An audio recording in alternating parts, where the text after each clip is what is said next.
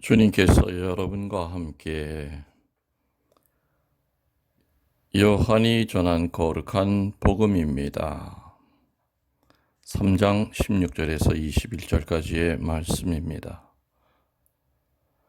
하느님께서는 세상을 너무나 사랑하신 나머지 외아들을 내주시어 그를 믿는 사람은 누구나 멸망하지 않고 영원한 생명을 얻게 하셨다. 하느님께서 아들을 세상에 보내신 것은 세상을 심판하시려는 것이 아니라 세상의 아들을 통하여 구원을 받게 하시려는 것이다. 아들을 믿는 사람은 심판을 받지 않는다. 그러나 믿지 않는 자는 이미 심판을 받았다. 하느님의 외아들의 이름을 믿지 않았기 때문이다. 그 심판은 이러하다. 빛이 이 세상에 왔지만 사람들은 빛보다 어둠을 더 사랑하였다. 그들이 하는 일이 악하였기 때문이다. 악을 저지르는 자는 누구나 빛을 미워하고 빛으로 나아가지 않는다. 자기가 한 일이 드러나지 않게 하려는 것이다. 그러나 진리를 실천하는 이는 빛으로 나아간다. 자기가 한 일이 하느님 안에서 이루어졌음을 드러내려는 것이다. 주님의 말씀입니다. 그리스도님 찬미합니다. 찬미의 주님, 교회 여러분들, 주님의 평화를 빕니다. 부활 2주 수요일 미사를 봉헌하고 있습니다. 어제 강론 들으셨던 분들은 기억나시는 거 있으십니까? 어제 예수님과 니고데모라고 하는 유대의 스승과의 대화입니다. 그리고 오늘도 마찬가지로 계속해서 니고데모에게 그야말로 독선생을 하십니다. 개인 교리를 가르치시는 장면이 계속 이어집니다. 어제 제가 얘기 드렸듯이 니고데모는 존경받는 스승이었습니다. 덕망과 학식은 있었지만은 예수님이 하시는 말씀을 못 알아들었던 가장 큰 이유가 뭐라고 그랬습니까? 성령이 함께 하지 않았던 겁니다. 그래서 예수님이 하시는 말을 머리로만 알아들으려고 했기 때문에 변화된다고 하는 거, 새로 나야 된다고 하는 말 뜻을 몰랐던 겁니다. 어제보다 오늘 예수님은 니고데모에게 사실은 더 어려운 얘기를 이렇게 하고 계십니다. 오늘 복음에 보면은 예수님이 당신에 대하여 하는 이야기를 1인칭으로 쓰지 않고 3인칭으로 이렇게 씁니다. 하느님은 이 세상을 극진히 사랑하셔서 나를 보내주시오라고 하지 않고 외아들을 보내주시오. 또 그를 믿는 사람은 누구든지 멸망하지 않고 영원한 생명을 얻게 해주었다. 이렇게 나를이라고 하는 단어 대신에 외아들 또 그를 믿는 이렇게 단어를 이렇게 3인칭으로 바꿉니다. 그 얘기는 어떤 감정적인 거에 휩쓸리지 않고 정말 객관적으로 외아들의 그 존재가 어떤 위치에 있었는지에 대한 것을 더 권위 있게 하시기 위함이 아니겠는가 하는 그 생각이 듭니다. 예수님이 얘기하신 대로 이 세상에서 어느 누구도 하늘에 올라갔다 온 사람은 없을 겁니다. 그리고 또 하느님을 눈으로 본 자가 없기 때문에 하느님께서 보내신 외아들이신 예수님을 보고 또 그분이 가르치는 대로 이렇게 하는 것이 바로 하느님이 우리에게 가르치십니다라는 그 얘기일 겁니다. 오늘 예수님은 니고데모에게 외아들이라고 하는 단어를 씁니다. 아들이 둘이 있는 것이 아니라, 물론 이제 성부, 성자, 성령의 그 성별이 여성이냐, 남성이냐, 중성이냐 하는 그러한 그 신학이 대답할 수 없는 그런 것에 대한 것을 지금 따지는 것이 아니라, 아무튼 우리는 외아들이라고 하는 그 의미는 한 가정에서 대단히 중요한 위치입니다. 부모의 피를 이어받고 또 대를 이어가야 될 그러한 중요한 위치에 있는 겁니다.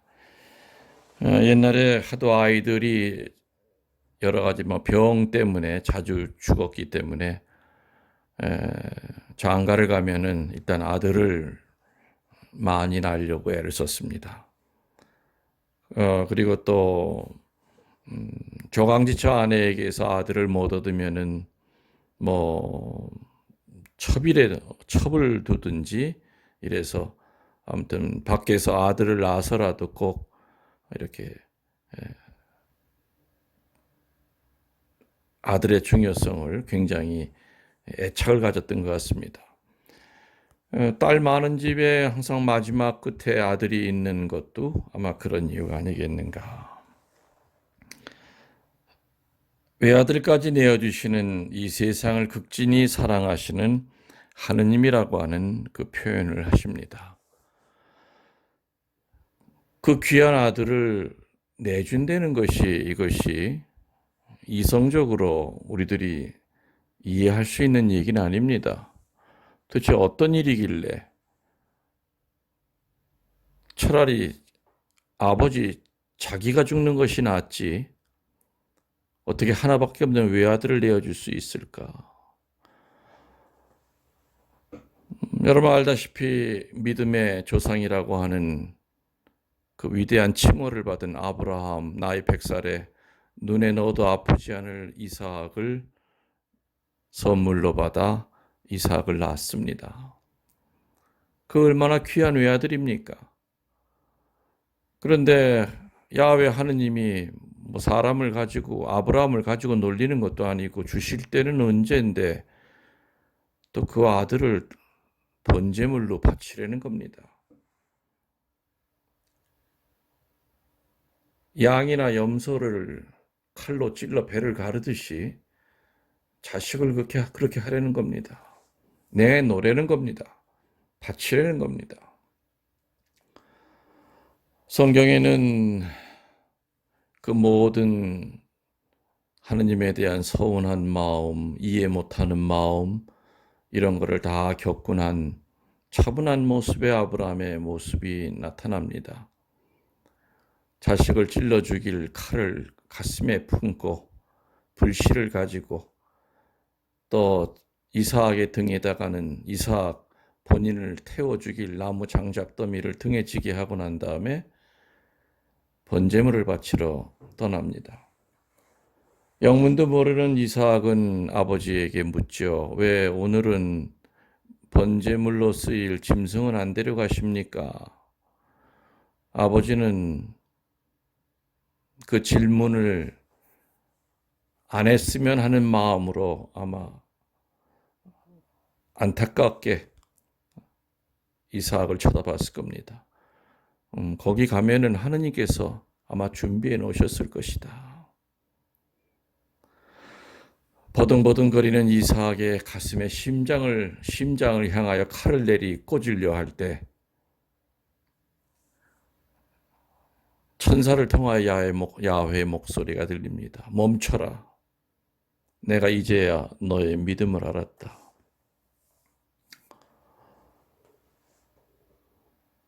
이렇게 이삭은 장차 신약에 나타나실 하느님의 외아들 예수 그리스도를 상징한다고 얘기합니다. 아브라함과 이삭의 이 사건을 통해서 장차 하느님과 다리를 이을 그 외아들을 보낼 거라고 하는 그 상징을 보여주고 있습니다.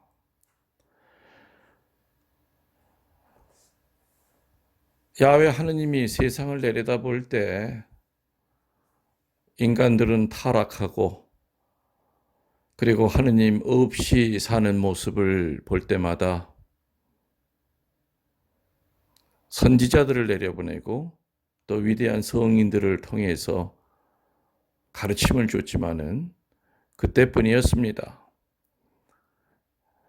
재창조시켜 놓으면 또 금세 타락하고 또 벌 한 번 받고 나면은 살려달라고 하면 다시 또 주님은 속을 것을 알면서 다시 또 재창조하고, 그래서 구약 전체의 그 드라마는 세 단어로 요약이 되죠. 창조, 타락, 재창조가 끊임없이 반복이 됩니다. 한 개인이 하느님 앞에 갈 때까지도 이 세 단어는 끝까지 쫓아다닙니다. 우리가 하느님에게 창조되고 살아가다 보면 하느님 없이 오만방자하게 또 집 나간 탕자처럼 살아갑니다. 그러다 다시 또 고생하고 난 다음에 다시 들어와서 아버지의 품 안에 또 안기고 용서를 청하면 아버지는 가락지를 껴주고 신발을 씻기고 또 옷을 입히면서 다시 재창조를 시킵니다.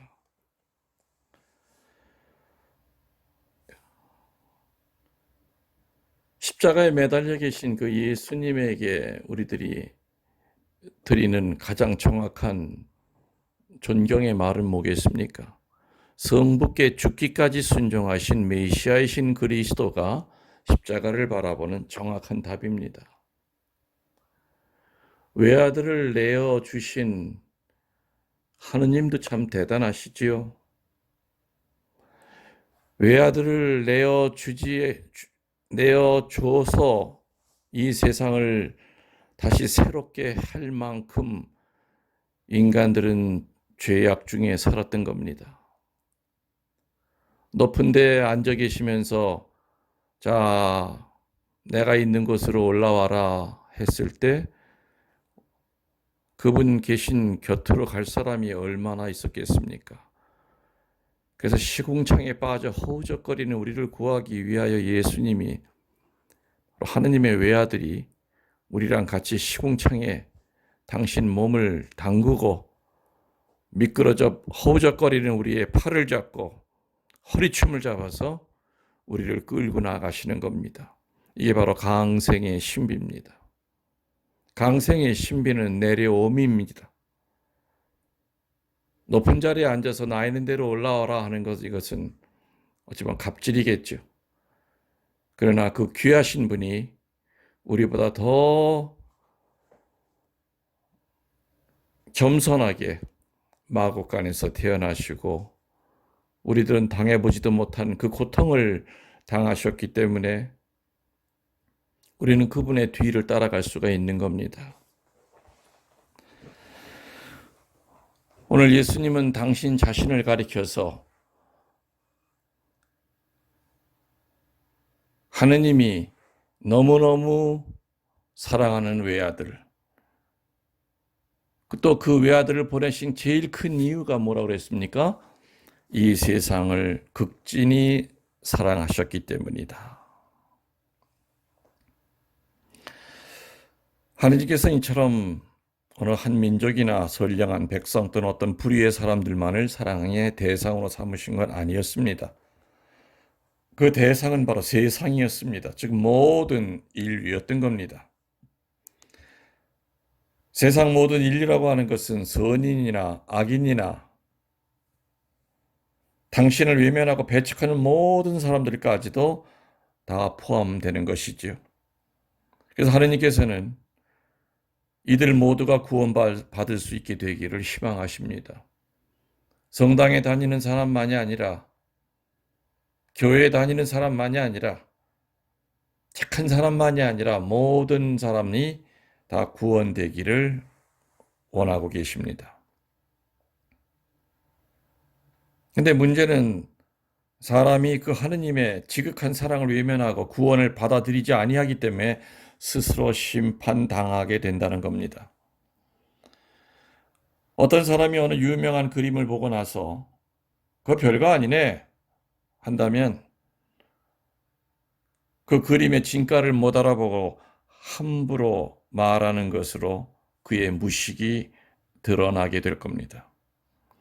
그와 마찬가지로 하느님이 보내신 독생 성자 예수님을 대하고도 그분의 말씀과 행적 안에서 구원으로 향하는 삶의 의지와 하느님의 모습을 못 느끼고 못 찾아낸다면 바로 그 자신의 그러한 반응을 통해서 본인 스스로가 자신을 단죄하는 심판을 불러들일 수밖에 없다는 겁니다. 그래서 우리들은 어떠한 처지에 있든지 간에 우리를 사랑하셔서 구원하시고자 하는 하느님 아버지의 사랑을 예수님 안에서 풍성히 누릴 수 있도록 힘써야 될 겁니다. 하느님은 이 세상을 극진히 사랑하셔서 외아들을 보내주시어 그를 믿는 자는 누구나 멸망치 않고 영원한 생명을 얻게 하여 주셨다.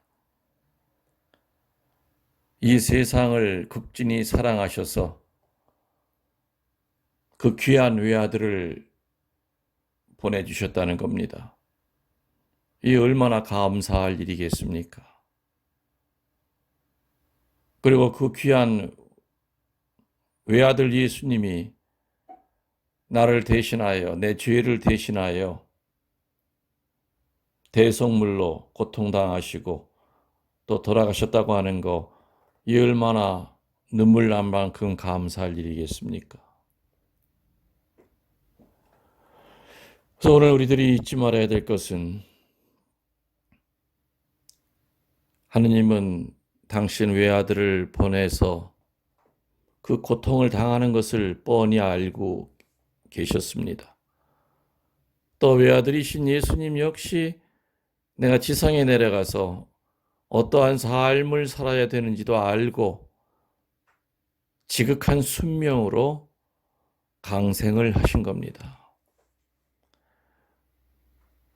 하느님과 이 외아들과의 이 끊임없이 이어지는 이 신뢰의 관계, 믿음의 관계는 우리 인간들끼리도 바로 이런 모습으로 살아가야 되지 않을까 하는 묵상을 해봅니다. 성부와 성자께서 서로 믿고 또 서로 신뢰하면서 순명하고 또 순명할 줄 알고 명령하신 바로 이 모습이 우리 교회의 모습이요. 또 우리들이 지향해야 될 구원의 문 안으로 들어가는 중요한 자세라고 생각이 됩니다.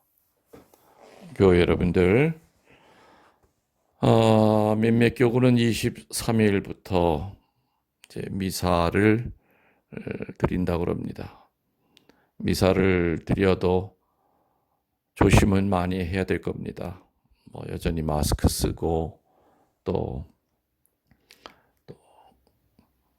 성당 안에서 간격 유지해야 될 거고요. 우리 청주교구도 오늘 주교님이 사제들의 생각이 어떤지를 알아보고 싶으셔서 의견을 물어서 각 지구마다 이렇게 의견을 드렸습니다. 그래서 청주교구도 이번 주일부터 할 건지 아니면은 5월 5일 나라가 국가에서 이렇게 좀 정한 또 시점이 5월 5일이죠. 할 건지가 아마 내일 중으로는 결정이 되지 않을까 생각이 됩니다. 어떤 결정이 내리든지 간에 우리는 또 조심해야 될 겁니다. 우리나라에서만 이 병이 시작이 돼서 우리나라에서만 이렇게 사그라진다면 우리는 안심할 수 있겠지만은 팬데믹이라고 하는 이 개념은 전 세계가 같이 아픈 겁니다. 그래서 어느 한 지체가 조금 상처가 났다고 해서 다른 지체가 썩어 들어가고 곪어 들어가는데 안심할 수가 없을 겁니다. 그래서 전 세계의 확진자가 0이 돼야죠. 그리고 그런 상태로 한 달이고 두 달이고 계속 유지가 돼야 될 겁니다. 그래서 우리 한국 국민들 이렇게 많이 확진자가 줄었다고 해서 너무 소홀한 생각으로 함부로 살지 않으시길 바랍니다. 상대를 위해서도 우리는 각자가 지킬 거는 철저히 지키도록 살기를 당부드리겠습니다. 여러분들 힘내시고 또 사랑합니다. 주님께서 여러분과 함께 전능하신 천주 성부와 성자와 성령께서는 우리 교우들에게 강복하시고 또 그 평화가 길이 머물게 하소서. 우리 주 그리스도를 통하여 비나이다. 아멘.